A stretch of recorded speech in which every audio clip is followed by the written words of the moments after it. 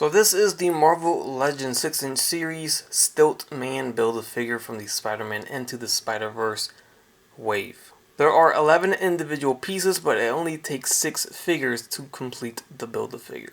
The 6 figures include Miles Morales, which comes with this harness piece that goes over his shoulders and his back. Then we have Spider-Gwen, which comes with the torso. You will then need Peter B. Parker to obtain the head of Stilt-Man. Prowler will get you the right arm along with the right fist. The Army Builder Hand Ninja gets you the 2 legs, right and left, along with the base that you can use to stand or help assist standing up the Build-A-Figure. Last but not least, we have the left arm and fist coming from Frogman. And one last final shot of the entire wave next to each other before we get into Stilt-Man. So here we have our Stilt-Man Build-A-Figure all built together, and he stands almost 12 inches tall. So clearly he is out of frame right now. He is also hard to stand up, so this is why the base is attached. Getting him to stand in balance is possible. It's just gonna fall over very easy. Now you can remove the legs obviously and separate it down here and make it shorter. So now he is more of a stubby man instead of stilt man here.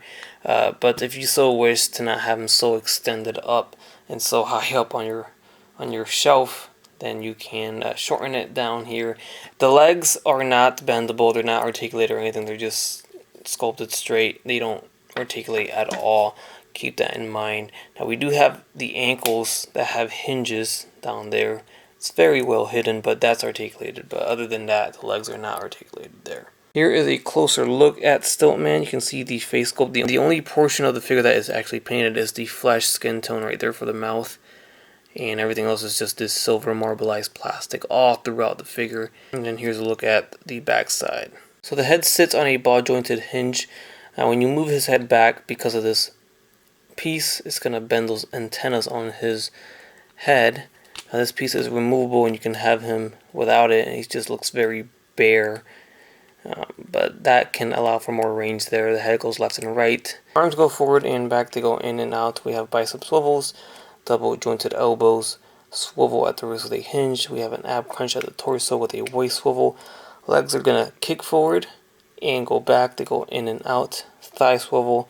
Again, no knee articulation, no leg articulation. Only ankle articulation down at the very end of the stub or the stilt right there. And I don't think that rocks left and right. If it does, it's barely because I don't see it. So it's only a swivel and a hinge forward and back. So the figure comes with 2 open hands that kind of grip a gun here. He does come with a weapon, so you can give him a pistol. And there you go, he holds it just fine. It's just a silver plastic, so it just kind of blends in with him himself. And then we do get a alternate set of hands. We have a pair of fists here if you want to swap out those open hands for a pair of fists. We all know how tall he stands with the stilts or the elongated legs, so for comparison's sake and to keep him in frame, I'll put him with the short stubby legs right now. Just so you get an idea of how short he is with it, here he is next to Miles Morales. Obviously, if he had the longer legs, he'd be out of frame right now. Next to a taller figure than Miles, we have the Hand Ninja. Up next is Prowler from the movie. And then there you have him next to Peter B. Parker, which is the tallest one of the wave, I believe. You have everyone's favorite, Frogman. And then there is the Spider-Gwen figure. Lastly, I will throw in the Spider-Ham figurine that came with the Spider-Gwen. And here's a look at him next to Daredevil. And I went ahead and added the longer stilt legs on. Just so, I mean, what the heck. So just to give you an idea of how tall he is next to an average 6-inch figure, I'm going to pan out, get out of frame here, and there's a look at him from head to toe next to the Daredevil. And then I'll go ahead and throw in the Retro Vintage Wave Spider-Man.